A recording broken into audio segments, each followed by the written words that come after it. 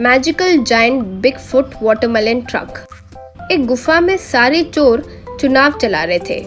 ये चुनाव उनका अगला नायक कौन है ये तय करने के लिए था। सारे चोर वोट डाल रहे थे। कुछ देर बाद माइक पर 2021 चुनाव में चोरों का चोर, सबसे बड़ा चोर, चोर सम्राट, हमारा सुपरस्टार चोर रुद्रा आपके नायक की तौर पर घोषित किए जाते हैं कहकर सुनाई दिया।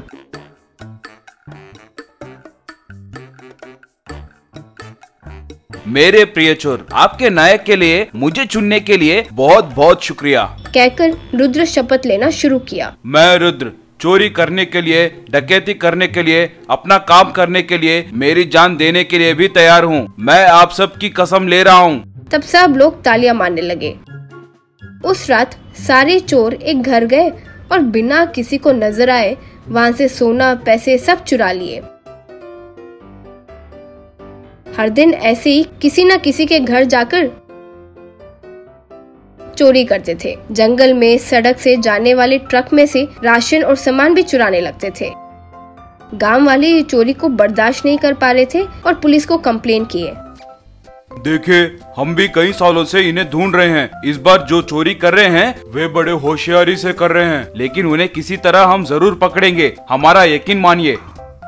उसी गांव में भुजंगा नाम का किसान तरबूज उगाकर बेचता था। खेत के पास भुजंगा एक बार, आहा मेरे भगवान, इस साल तुम्हारी कृपा मेरे ऊपर बहुत अच्छी थी। अच्छा फसल उगा, ये बेचकर मेरे घर वालों के लिए अच्छे कपड़े और मकान बनवा लूंगा। यूँ सोचकर तरबूज को सारे ट्रक में डालकर शहर की तरफ निकल पड़ा। रास्ते पर रुद्र के लोग आकर उस ट्रक को रोककर, रे चुपचाप ये फसल हमें दे दो, वरना तुम्हें मारकर हम इन्हें छीन ही लेंगे। अरे पूरा साल मेहनत किया तो ये फसल हाथ में आया, चाहो तो आपको बेच देता हूँ। कृपया करके मेरी मेहनत पर पानी मत फेरिए भैया।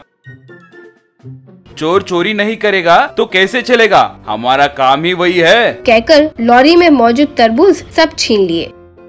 भुजंग कुछ नहीं कर सका और वो वैसे ही खड़ा रह गया। तब रुद्र आकर, तुम्हारा दुख मुझे समझ आ गया, ये लो ये तरबूज लेकर जाओ, घर जाकर फिर से फसल डाल देना, आने वाले साल और अच्छे से उगना चाहिए, समझे। यूँ कहकर वो तरबूज देकर चले गया।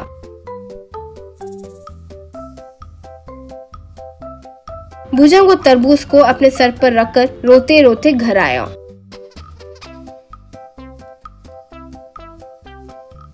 घर पर एक स्वामी जी आकर, बेटा क्या हुआ, क्या समस्या है, इतना दुखी क्यों हो।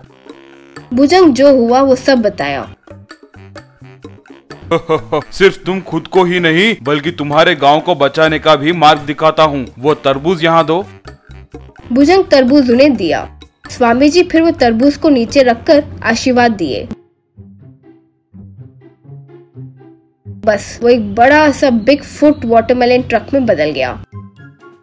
ये मायावी वाटरमेलन ट्रक है, वो चोर इन्हें लेकर जाएगा, फिर वहाँ से देखना इसका कमाल कहकर चले गया। भुजंग फिर उन तरबूज को लेकर चारों के मौजूद जगह पर गया। गुफा के बाहर एकदम से ट्रक हॉर्न बजाया। उस आवाज से गुफा के अंदर सारे चोर, बाप रे बाप, क्या आवाज है ये, यूँ पुकारते हुए अपने कान बंद किए। सब एक एक कर बाहर निकले। वो giant Bigfoot magical watermelon truck को देखकर दंग रह गए थे। क्या भाई, तुम्हारे पास इतना बड़ा ट्रक भी है? वैसे उसे तुम यहाँ लाकर बहुत बड़ी गलती किए, अब से ये ट्रक हमारा ही है। बस एक बार में ही वो मायावी जायंट बिगफुट वाटरमेलन ट्रक में से बड़े बड़े तरबूज आकर उन पर गिरने लगे। सारे चोर उन तरबूज की चोट को बर्दाश्त नहीं कर सके और गिर गए। इतने में पुलिस वहाँ आई और सारे चोरों को पकड़कर जेल में डाल दी। इस तरह भुजंग उस मायावी तरबूज ट्रक के द्वारा उस गांव को बचा लिया। गरीब वर्सेस अमीर का रेस्टोरेंट। गुजरात की गली में घना सेठ नाम का एक आदमी रहता था। वो करोड़ों रुपए खर्च करके एक बड़ा सा रेस्टोरेंट बनवाया। पहले दिन आए सारे लोगों को मुफ्त में बिरयानी खिलाया। हाय मेरे भाई, कमान कमान, हम जैसे अमीर लोगों के लिए ही ये रेस्टोरेंट बनाया हूँ। आइए आइए, आपके टेस्ट के प्रकार, आपके हैसियत के बराबर और कहीं नहीं मिलेगा।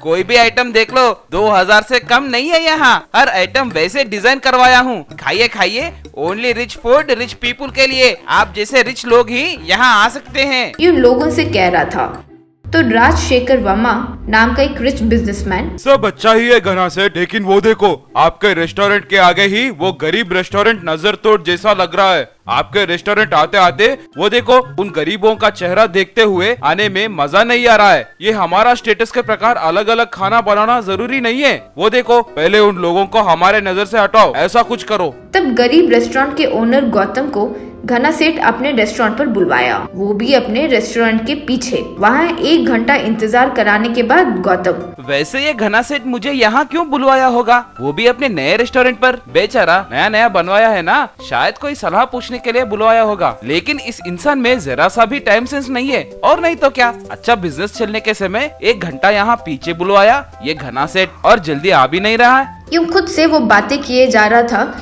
कि तभी आराम से आकर घना सेठ, देखो गरीब, सॉरी मेरा नाम गरीब नहीं है जी, गौतम है।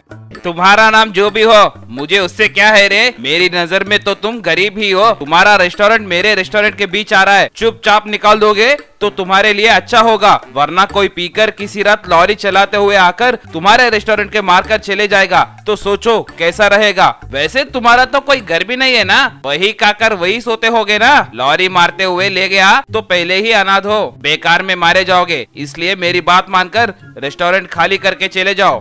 अरे ये क्या बाबू, आप अच्छे आदमी हो, नए रेस्टोरेंट के लिए सलाह चाहिए होगा सोचकर भागते हुए आया। आप तो मुझे ही डरा रहे हो। मैं यहाँ 30 साल से रेस्टोरेंट चला रहा हूँ। कई गरीबों की भूख मिटाने वाला रेस्टोरेंट है ये। लोगों को बहुत आदत भी हो गई है इस जगह की। अब अचानक आप खाली करने के लिए कहो तो ये मत सोचो कि हम डरकर खाली कर देंगे। चलता हूँ, नमस्ते। वहाँ बहुत सारे काम छोड़कर आया था, कहकर वहाँ से चले गया। उसके यूं जाते ही अपने गुंडे आदमियों को बुलाकर घना सेठ, क्या रे, मैंने उसे इतना धमकाया डराया, लेकिन वो जरा सा भी नहीं डरा। कोई बात नहीं, रात उसे उसके रेस्टोरेंट को गायब कर दो, काम खत्म कर दो।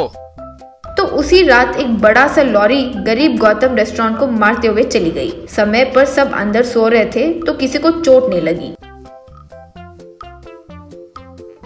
टूटे हुए रेस्टोरेंट को रोते हुए देख रहे गौतम से घना सेठ, क्यों भाई, तुम्हें इतना समझाया, तुमने सुना? मेरी बात बिल्कुल नहीं सुने। अब क्या हुआ, रेस्टोरेंट मिट्टी में मिल गया ना। अब तो अकल ठिकाने लगाकर बचा हुआ लकड़ी का सामान प्लेट लेकर गांव छोड़कर चले जाओ। जहां जानवर और सुअर रहते हैं ना, वहां रखो रे तुम्हारा रेस्टोरेंट, जाओ, कहकर उसे वार्निंग दिया। ये बात जानकर सिटी से आए लोग गौतम गरीब रेस्टोरेंट के आगे क्यू लगाकर खड़े थे। उन्हें हंसते हुए देखकर घना सेठ, क्या रे, अब ये सारे गरीब तुम्हें सहारा देंगे क्या? ये उनका मजाक उड़ाते हुए चले गया। फिर सब लोग मिलकर टूटा हुआ रेस्टोरेंट को सिर्फ 2 घंटों में नए रेस्टोरेंट में बदल दिए।